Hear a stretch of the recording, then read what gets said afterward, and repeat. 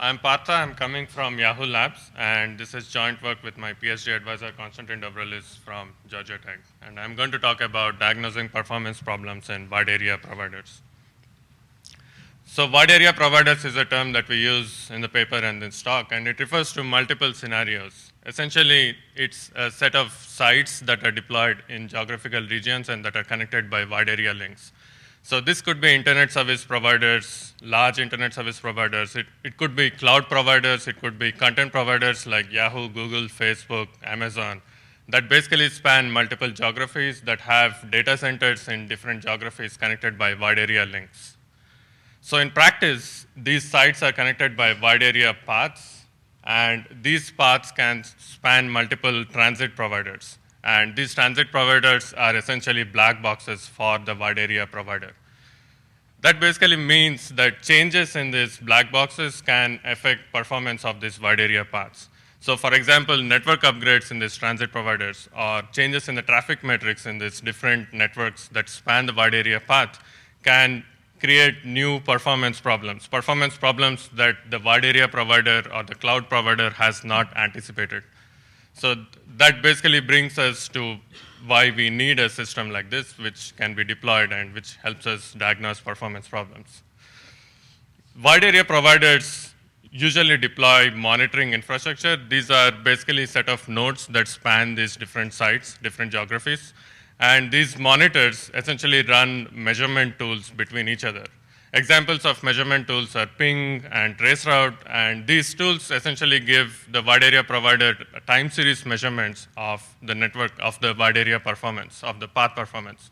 And these are end-to-end measurements, like one-way delays, packet losses, packet reordering, and the traceroute gives us the path, the layer 3 path. So the way wide area providers use this monitoring infrastructure at this point is they collect these measurements, they do offline machine learning or they do offline analysis, and they try to target long-term troubleshooting, that is troubleshooting problems that happen in long term, such as reliability, network failures, and long-term performance issues. And there are many different kinds of monitoring deployments.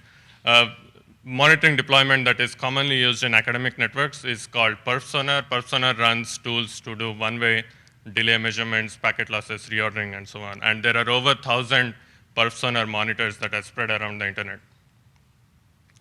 So Pythia is where this comes. So there are 3 goals of Pythia. The first is that of detection. Detection basically asks the question, is there a performance problem in the wide area provider at any point of time?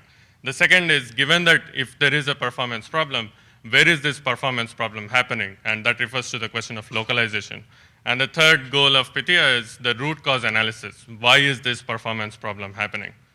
And the impact that this can have in a wide area provider is that it can enable quick troubleshooting. Troubleshooting going down from a couple of hours to minutes, if not seconds. And that brings a couple of requirements when we build a wide area diagnosis system. The first is that of how real-time this performance diagnosis is. So one of the requirements that we have in building this system is to have near real-time diagnosis, localization, and of course, detection. The second is that we already have monitoring deployments in these wide area providers, and we want to leverage them. We don't want to have additional monitoring deployments. We don't want to have custom deployments, or we don't want to add new monitoring tools or network traffic that can actually do additional diagnosis. We want to work with existing deployments. The third is that instead of looking at long-term network failures or long-term performance problems that span hours, what we want to do is look at short-term performance problems that span just a couple of minutes or even a couple of seconds. And finally, we want to actually tackle performance problems that may not happen in the context of the networks that this wide area provider has administrative control of. We want to look at performance problems that happen in the wide area that can span those black boxes, which are other transit providers that this provider is connected to. A typical deployment of Pythia consists of lightweight agent processes that we introduce in these different monitors in the monitoring infrastructure. And these agent processes, they have the responsibility of interfacing with measurements in real time. This could be, for example, measurements returned to the disk, or it could be some kind of interface exposed by these monitors. we expect such an interface. And these agents do in real-time performance problem detection and diagnosis. They write this output to a central data store, and we use this data store to generate real-time dashboards or summaries of performance problems. So that gives us basically a real-time view of performance across the wide area network, because these agents can interface in real time and do computation in real time. And by design, we have spread the performance diagnosis, detection, and localization across different monitors instead of making a central, for example, a central cloud service that can do diagnosis. That makes it real time. And in order to tackle the question of how to do performance diagnosis of problems that can happen in these black box networks, in transit networks, we build two things. One is we use domain knowledge. Domain knowledge basically helps us understand performance problems or new performance problems that the network provider may not anticipate. The second is that Pythia actually gives the wide area operator a language by which the operator can input additional domain knowledge or can input new performance problem definitions. So we model a performance problem as a sequence of symptoms, as a Boolean expression on symptoms. This is how you would probably do performance diagnosis if you were doing it as a provider. So we give a language where the network provider, the wide area provider, can input a pathology definition as a Boolean expression, as a conjunction, disjunction, and including negations on one or more symptoms, and each symptom is essentially a Boolean test for a particular pattern in an input time series. This allows the network operator to do incremental performance diagnosis. So as the operator notices new performance problems, changes in performance problems in the wide area network paths, the operator can input new pathology definitions, the operator can remove old pathology definitions or even modify the definitions. So what Pythia does is it takes this set of pathology definitions that the operator gives and it generates efficient diagnosis code. The reason we want efficiency is because we don't want these agents that are running on these monitors to take up too much resource overhead. So we do that by generating an intermediate representation of these pathology definitions, which is a diagnosis forest, which is a collection of diagnosis trees. Each diagnosis tree basically consists of multiple nodes. The child nodes are the pathologies, all the other nodes are symptoms. So a path from the root of a diagnosis tree all the way down to the leaf node is a Boolean expression, a conjunction of all the symptoms that fall on this path. So there is a one-to-one correspondence between the sequence of pathology definitions and the diagnosis tree. And we do a custom diagnosis tree because we actually, given an input time series, we want this time series to match all the pathologies that this time series contains. So we create a custom decision tree. So the default set of 11 pathologies that we configure in Pythia essentially gives a diagnosis forest of 2 decision trees, one for delay and loss-based measurements and one for reordering measurements.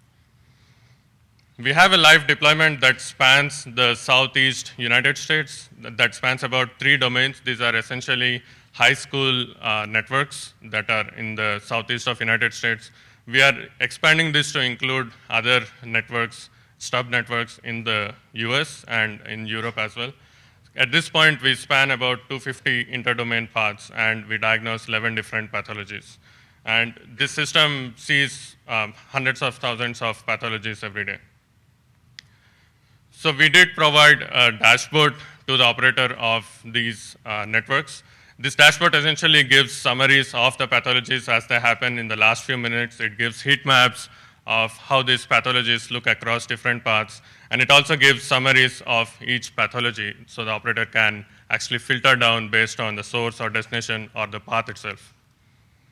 So let me give you a brief idea of what this system does. The first thing that an agent does when it takes this input time series of measurements is the problem of detection. Detection means, is there a performance problem at any point of time in this input time series?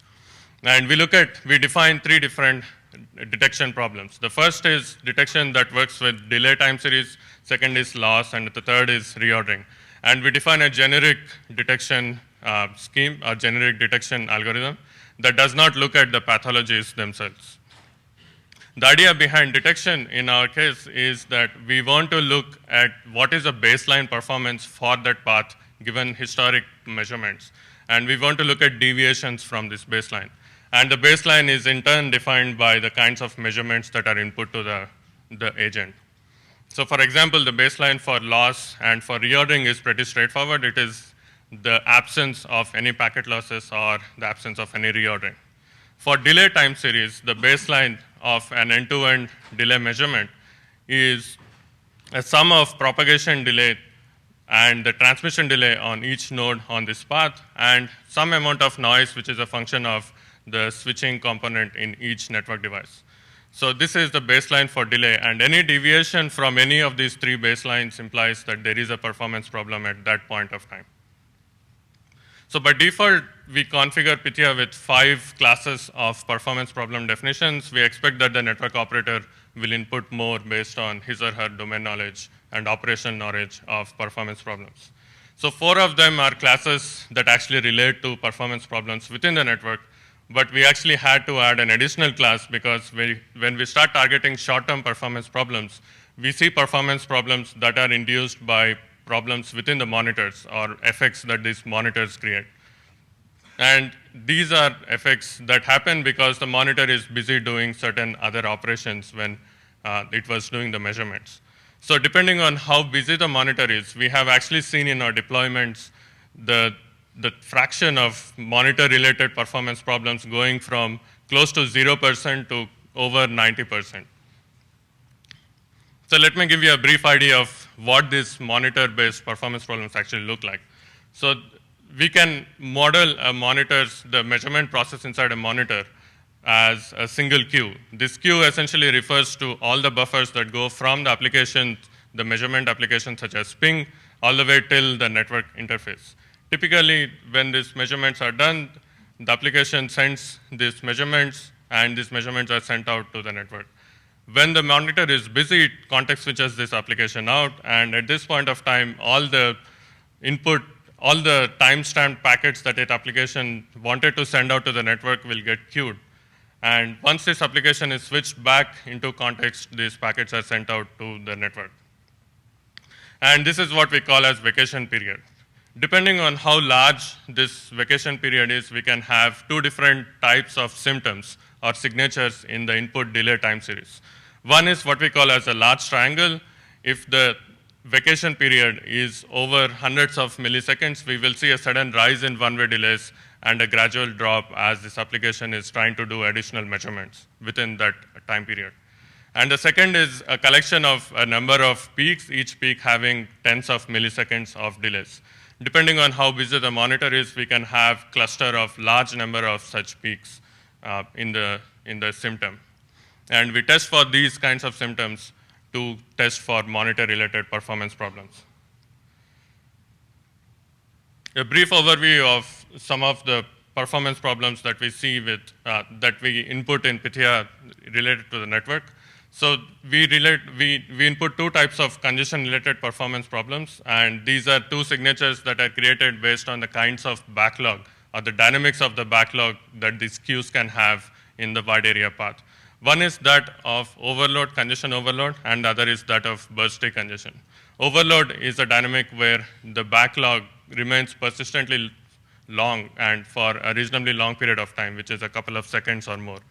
Burstiness is created by one or more sources of network traffic that have connections to high capacity links, and they can actually overload these queues using bursty traffic. And that in turn creates packet jitter, which affects user experience or applications running on top of the network. We look at 2 different types of buffer configurations. One is very large buffers, which create high delays. Other is very short buffers, which create high packet losses. Losses, in turn, can be categorized into 2 types in Pythia. One is that of losses relating to that are associated with sudden increases in delays, and losses that are not associated with sudden increases in delays. The first is related to buffering. The second are pathologies that are actually indicative of long-term network failures, such as failing router line cards or changing physical layer conditions, such as fiber connections. Finally, we can have performance problems that Pythia sees that do not match any of the input pathology definitions. We call these as unknowns, and we do an additional check where the agent checks all the pathology, all the problems that were categorized at that point of time. And if a majority of these paths at that monitor saw a performance problem at the same point of time, we call this unknown problem as a problem related to the monitor itself. And after doing this exercise, typically we see less than 10% of the problems categorized as unknown in our data sets. So let me give you a brief overview of how these performance problem categories look across the different deployments that we had in Pythia. So we are talking about 4 data sets, 4 deployments. 2 of them are ESNet and Internet 2, which are wide area, backbone, high capacity links. They are academic networks in the US.